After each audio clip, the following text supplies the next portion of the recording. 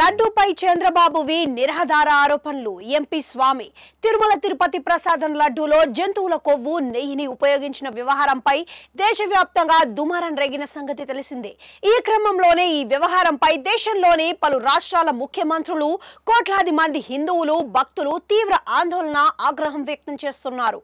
ఈ క్రమంలోనే తాజాగా ఈ వ్యవహారంపై బీజేపీ ఫైర్ బ్రాండ్ నేత, రాజ్యసభ సభ్యుడు సుబ్రహ్మణ్య స్వామి కీలక వ్యాఖ్యలు చేశారు. తిరుమల శ్రీవారి లడ్డూ ప్రసాదంపై ఏపీ సీఎం చంద్రబాబు చేసిన వ్యాఖ్యలపై ఆయన సుప్రీంకోర్టులో పిల్వేశారు.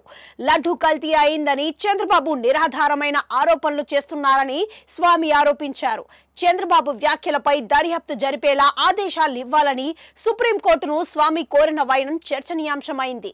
ఇదే విషయాన్ని సుబ్రహ్మణ్య స్వామి స్వయంగా తన ఎక్స్ ఖాతాలో పోస్ట్ చేశారు.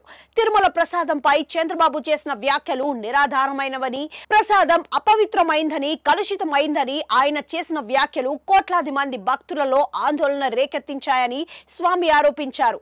అందుకే ఈ వ్యవహారంపై దర్యాప్తునకు ఆదేశించేలాగా సుప్రీంకోర్టులో ప్రజా ప్రయోజన వ్యాజ్యం దాఖలు చేశాయని ఆయన చెప్పారు. అయితే తిరుమల లడ్డూ వ్యవహారంలో ఫైర్ బ్రాండ్ లీడర్ స్వామి ఎంటర్ కావడంపై సోషల్ మీడియాలో కమెంట్లు వస్తున్నాయి. స్వామి వ్యాఖ్యలను వైసీపీ అనుకూల వర్గం తమకు అనుకూలంగా అన్వయించుకుంటున్నారు. చంద్రబాబు ఆరోపణలు నిరాధారమైనవని వైసీపీ అధినేత జగన్ చెబుతున్నారని, అదే విషయం ఇప్పుడు స్వామి చెబుతున్నారని పోస్టులు పెడుతున్నారు. ఏది ఏమైనా చంద్రబాబుపై స్వామి చేసిన వ్యాఖ్యలు సోషల్ మీడియాలో వైరల్ గా మారాయి. చంద్రబాబు వ్యాఖ్యలపై స్వామి స్పందించిన తీరు హాట్ టాపిక్ గా మారింది.